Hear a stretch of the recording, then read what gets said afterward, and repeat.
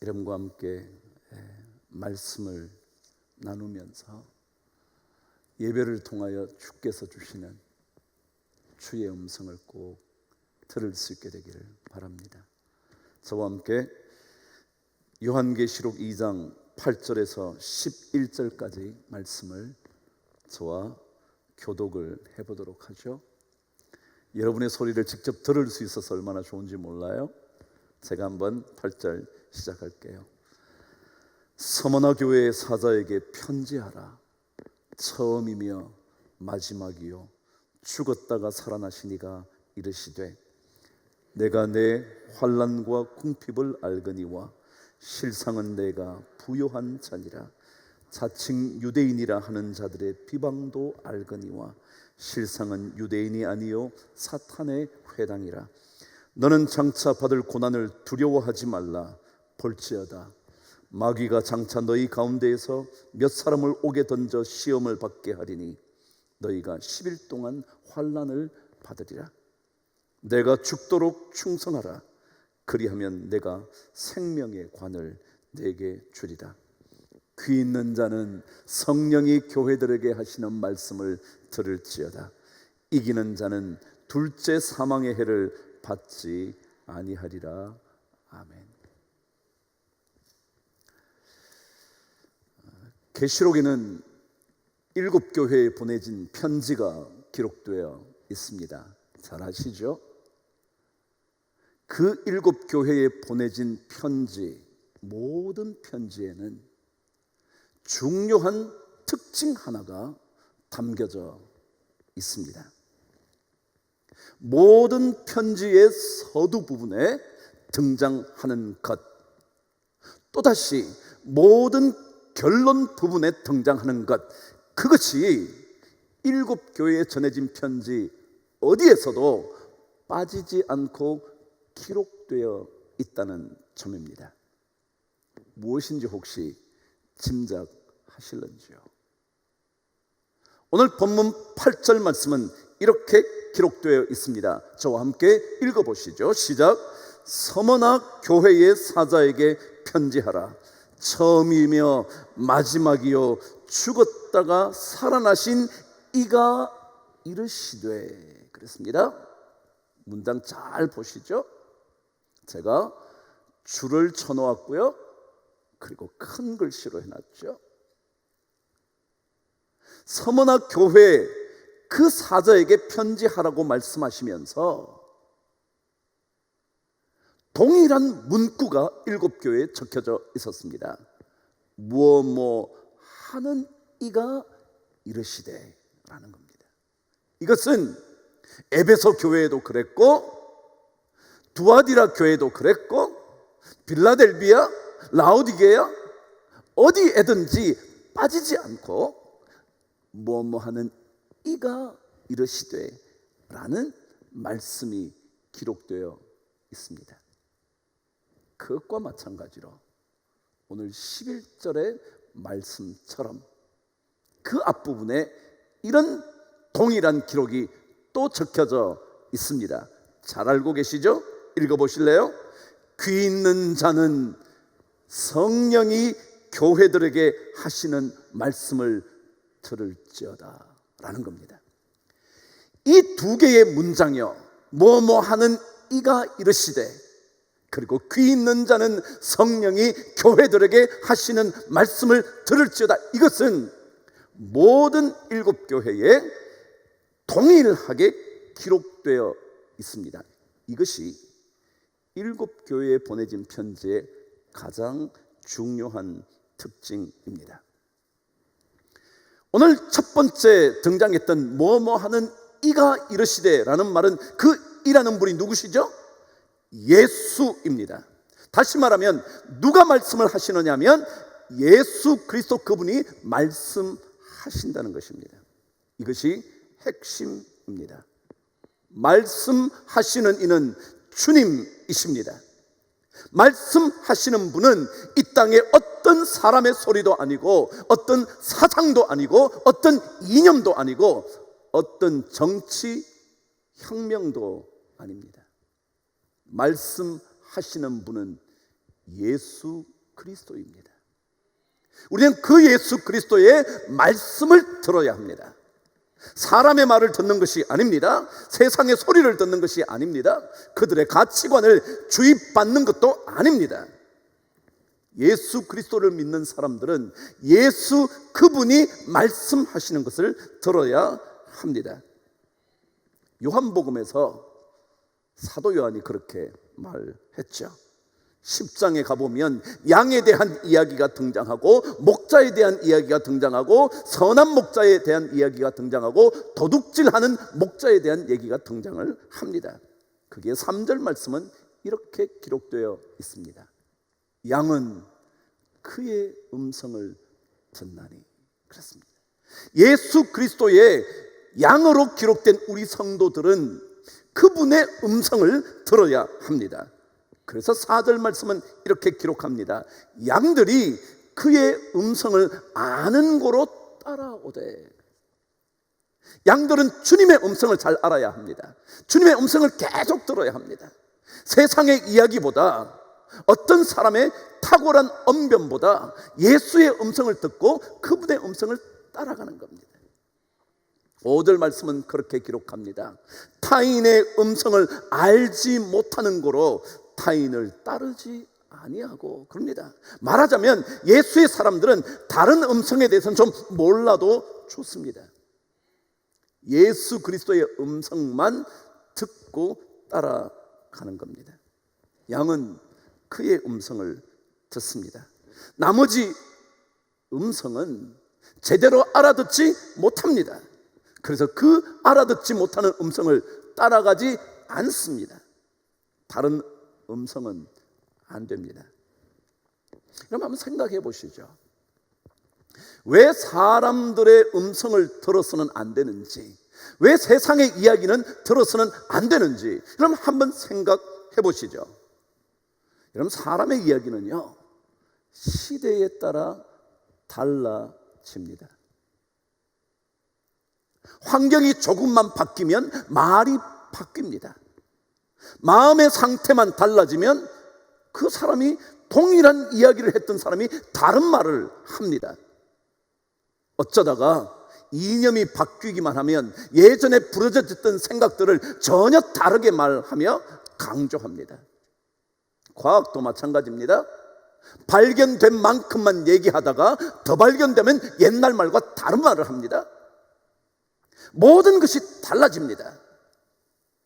그러나 주님의 말씀은 달라지지 않습니다. 아시는 것처럼 주님은 어제나 오늘이나 영원토록 동일하신 분이십니다. 그분은 동일한 말씀을 합니다. 세상의 말은 달라집니다. 제가 이런 말을 하다가 어떤 날은 다른 말을 합니다. 기분이 좋을 때는 이렇게 말합니다. 그러나 기분이 나빠지면 전혀 엉뚱한 이야기를 끄집어냅니다. 그게 사람의 이야기고 세상의 이야기입니다. 사상도 달라지지 않나요? 여러분도 조금 더 알게 되면 말이 바뀌지 않나요? 옛날에는 이렇게 알았다가 새로운 것을 알게 되면 말을 바꾸는 거 아닙니까? 이게 우리 인간의 이야기입니다. 달라지는 이야기를 듣고 사느냐, 아니면 영원히 동일하신 진리의 말씀을 듣고 사느냐. 이게 예수 믿는 자가 결정해야 하고 선택해야 하는 겁니다. 내 이익에 부합되지 않으면 말을 바꿉니다. 내 환경이 예전 같지 않으면 말이 전혀 엉뚱하게 흘러가기 시작합니다. 그러나 성경은 변치 않는 주님의 말씀을 들어야 한다고, 그 말씀에 귀를 기울여야 한다고 우리에게 강조합니다. 구약의 이야기 하나 기억해 보실래요? 이스라엘 백성이 광야의 생활을 거의 마칠 즈음에 모압 땅에 진을 칩니다. 모압 땅에 진을 칠 때도 이미 수십만의 백성, 아니 어쩌면 거의 광야 여정을 마칠 때니까 모든 가족들의 숫자를 합하면 200~300만에 가깝다, 그런 얘기를 들어보신 적 있으시죠? 그 많은 숫자가 모압 땅에 정착하자 모압 왕이었던 발락이라는 왕이 두려움에 사로잡힙니다. 당연히 그렇지 않겠습니까? 그 당시야 도시국가였으니 조그마한 도시에 불과했을 모압 땅이 수많은 사람들이 몰려온 그것을 보고 두려워하면서 선지자 한 명을 찾아갑니다. 사신을 보내어서 선지자에게 요청을 합니다. 발람이라는 선지자죠. 뭐라 그럽니까? 지금 이 땅에 이스라엘 백성들이 가득하니 그들을 향하여 저주하게 해달라고, 그 백성을 저주 좀 해달라고 발람에게 발락이 사신을 보내는 겁니다. 드디어 발람이 모압 땅에 옵니다. 와서 제물을 준비하고 제사를 드리기 시작합니다. 그자 발락은 드디어 발람이 저주의 말을 쏟아내리라고 기대하면서 그 제사 장면을 쳐다보고 있습니다. 그런데 놀랍게도 발람이 계속해서 축복의 이야기를 이스라엘에 쏟아내는 겁니다. 견딜 수 없던 발락이 아니 어떻게 된 거냐고 당신을 불러서 저주하게 해달라고 불렀는데 어찌 이렇게 계속 축복의 말을 전하냐고. 그러자 발람이 민수기 23장 말씀에서 이렇게 기록합니다. 24장 13절입니다. 제가 읽어볼까요? 가령이라는 말은 아무리 해도 만일 발락이 그 집에 가득한 은금을 내게 줄지라도 나는 여호와의 말씀을 어기고 선악간에 내 마음대로 행하지 못하고 여호와께서 말씀하신 대로 말하리라 하지 아니하였나이까. 발람은 뭐라고 말하느냐 하면 여호와께서 말씀하신 것을 들은 그대로 말할 수밖에 없다고. 이게 신앙인입니다. 물론 여러분과 제가 이 땅의 학문을 연구하고요, 최선을 다해서요 배움의 삶 속에 뛰어 들어가고요, 새로운 것을 얻게 되고요. 그럼에도 불구하고 우리가 더 들어야 하는 말씀, 아니 그 모든 들은 것들의 기초를 쌓는 것은 예수 그리스도의 말씀이라는 겁니다. 은금이 가득 주어진다 해도 하나님의 말씀 들은 것을 듣지 않은 것처럼 할 수 없다는 것, 그게 신앙인의 참 모습이고 예배자의 참 모습이라는 거예요. 그래서 우리는 귀를 기울여 그분의 음성을 자꾸 듣는 겁니다. 예배는요 하나님의 음성을 듣는 거거든요. 성령이신 예수님이 우리 각자에게 말씀하시는, 교회와 거룩한 성전이라고 말하는 여러분과 저에게 하시는 말씀을 듣는 겁니다. 계속 들어보는 거예요. 그리고 그분의 음성을 따라가 보는 거죠. 자, 그렇다면 왜 세상의 이야기가 아닌, 세상의 말이 아닌 예수 그리스도 그분의 음성을 들어야 하는가? 무엇 때문에 그분의 이야기를 우리가 듣는 것이 예배와 신앙 삶의 가장 중요한 것일까? 오늘 8절은 이렇게 우리에게 들려줍니다. 읽어보실래요? 서머나 교회의 사자에게 편지하라. 처음이며 마지막이요 죽었다가 살아나신 이가 이르시되. 그랬습니다. 예수가 어떤 분이냐면 이렇게 기록합니다. 처음이며 마지막인 분이기 때문에 우리는 그분의 말씀을 들어야 한다라는 겁니다.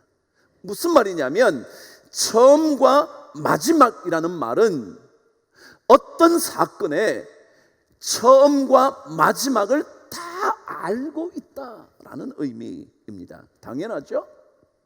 여러분, 어떤 사건이 일어났어요? 그 현장에 그 사람이 있었어요? 근데 그 사건의 현장에 마지막까지 잊지 않은 사람이라면 마지막이 어떻게 되었는지 아나요? 모르죠. 있는 동안은 알죠. 있는 동안은 내가 어떤 일이 어떻게 벌어졌는지 충분히 보고 들을 수 있죠. 그러나 마지막까지 잊지 않다면 그 사건의 전모를 알지 못합니다. 그러니까 처음과 마지막이라는 의미는 그 모든 일의 마지막까지 알고 있다, 모든 것 아신다 라는 의미를 담고 있습니다. 그 자리에 없었는데 우리가 어찌 알겠습니까? 마지막까지 잊지 않았는데 어찌 모든 것을 알 수 있겠습니까? 우리 인간은 어느 누구도 어떤 사건의 마지막을 모릅니다. 단지 지금의 이야기만 압니다. 자식의 어긋난 길을 볼 때 지금까지만 아는 겁니다. 이 자식 어떡하지? 근데 여러분, 그 자녀의 마지막을 여러분과 저는 모릅니다. 그러나 주님은 아십니다. 이 코로나가 어떻게 될지 어느 누구도 알지 못합니다. 예측할 뿐이지 아는 사람 아무도 없습니다. 그러나 하나님은 아십니다. 왜냐하면 그분은 처음과 마지막이기 때문에 그렇습니다. 모든 것의 처음을 보셨고 처음을 아시고 그리고 그 마지막이 어떻게 될 줄도 주님은 알고 계십니다.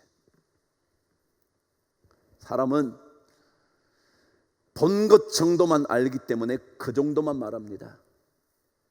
그러나 보지 못한 마지막은 말할 수 없습니다. 아는 것처럼 말하지만 아무도 그 마지막의 정확한 모습을 밝혀낼 수가 없습니다. 주님은 우리 인생의 모든 것을 알고 계십니다. 여러분과 저의 고통의 전말을 알고 계십니다. 이 고통의 끝이 무엇인지, 그 고통의 끝이 어떻게 결말 지어질지 주님은 알고 계십니다. 아무도 몰라도 주님은 우리의 형편 구석구석까지 알고 계십니다. 이 형편의 끝이 어떠신지 주님은 분명하게 알고 계십니다. 왜냐하면 그분은 처음이고 마지막이시기 때문에 그렇습니다. 지난주에 우리는 이런 찬송을 불렀습니다. 나 염려하잖아도 내 쓸 것 아시니. 모든 것 아시는 주님께 감사하며. 그렇습니다. 그건 정확한 찬양입니다. 말씀에 근거한 찬양입니다. 주님은 모든 것을 알고 계십니다. 그래서 오늘 9절 말씀 앞부분은 이렇게 기록하고 있는 겁니다. 시작. 내가 내 환난과 궁핍을 알거니와. 그랬습니다. 내가 너의 환난과 궁핍을 알고 있다는 겁니다. 다 아시는 겁니다. 모르실 리가 없다는 겁니다. 내 어려운 형편, 그 궁핍의 시간을 알고 계십니다. 내 상황을 모르실 리 없다는 거죠. 내가 지금 어떤 눈물의 골짜기를 지나고 있는지를 지금 주님은 알고 계신다는 겁니다. 침묵하고 계시는 것처럼 보이지만 주님은 다 알고 계십니다. 모르실 거라고, 모르고 계신다고 의심하거나 지레짐작하지 말아야 합니다. 성경은 알고 계신다고 말씀합니다. 우리의 환난의 시작을 아시고 궁핍의 원인을 알고 계십니다. 그 환난과 궁핍 속에서 내가 가슴을 치며 통곡하고 있다는 것 주님은 알고 계십니다. 아무리 설명해도 꿈쩍도 하지 않는 그 어떤 사건 속에서 막막하고 답답하고 억울하고 가슴 쓰라린 분노의 상처까지 주님은 알고 계십니다. 그럼 서문화 교회의 상황은요 어떠했냐 하면, 황제 숭배, 제가 말씀드렸죠. 황제 숭배가 그 당시에는 전역으로 퍼져가기 시작했습니다. 근데 이 서문화 지역은 그 주변의 많은 도시들 가운데서도 최고의 황제 숭배가 이루어지고 있었던 곳이었답니다. 그래서 주변 지역의 황제 숭배 사상을 직접 진두지휘하는 도시였답니다. 당연히 그렇기 때문에 황제 외에 다른 그 누군가를 주인이라고 왕이라고 고백하는 그 사람들은 핍박을 받을 수밖에 없었음을 의미합니다. 그러니까 황제 숭배가 더 강력해질수록 예수 그리스도 그분이 우리의 주인이시고 왕이시라고 고백하는 그리스도인들은 핍박을 받을 수밖에 없었습니다. 그래서 환난을 받기 시작했고 핍박을 당하기 시작했고, 그것 때문에 그들의 삶도 점점 더 주변으로 밀려가 궁핍한 인생이 되기 시작했습니다. 한번 생각해 보시죠. 그 도시는요, 황제 숭배 때문에 모든 것들이 황제 숭배와 연결된 사업이었습니다. 황제 숭배를 어떻게 잘할 수 있을까? 거기에 연결된 사업들이 줄줄이 늘어지기 시작합니다. 근데 예수 믿는 사람은 그걸 못합니다. 그러니까 경제적인 상황도 점점 더 악화되는 거죠. 그래서 환난이 주어지고 그것 때문에 궁핍이 찾아오기 시작하는 겁니다. 그러니까 주님은 그것이 어떻게 해서 그렇게 됐는지 다 알고 계시는 겁니다.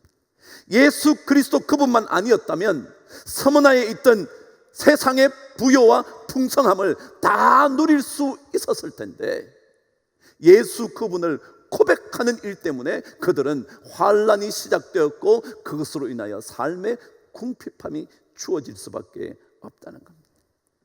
그 이름 예수 그분 때문에 찾아온 박해와 핍박과 궁핍과 고통을 주님은 다 알고 계신다.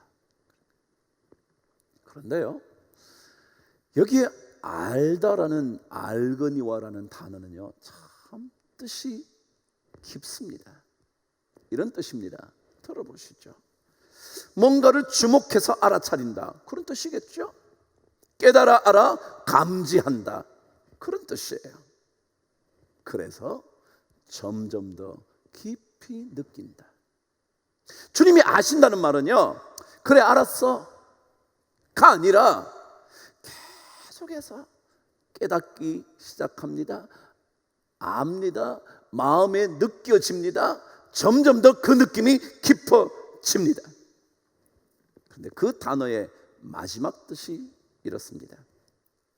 깊이 느끼기 때문에 그것을 소중히 다룬다라는 뜻입니다. 안다는 뜻이 뭐냐 하면 너무너무 깊이 깨달아 알기 때문에 그것이 소중하게 다룰 수 있게 된다라는 겁니다. 모르면요 그냥 넘어가잖아요. 근데 알면 넘어가기 어렵죠.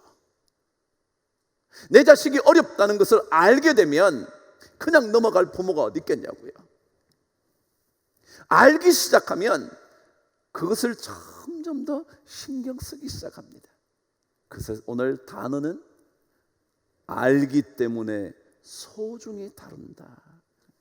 주님은 우리의 고통을 아시기 때문에, 우리의 한숨과 탄식을 아시기 때문에 그 모든 삶을 소중하게 다루시기 시작한다는 겁니다.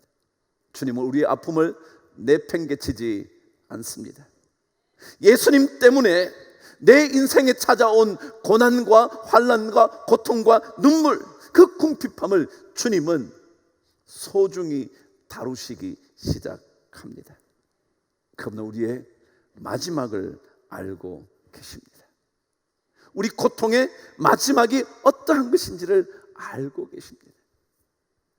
그 고통을 끝이 아니라 그 고통의 진짜 마지막이 무엇인지를 주님은 알고 계십니다. 그래서 성경은 이렇게 말합니다.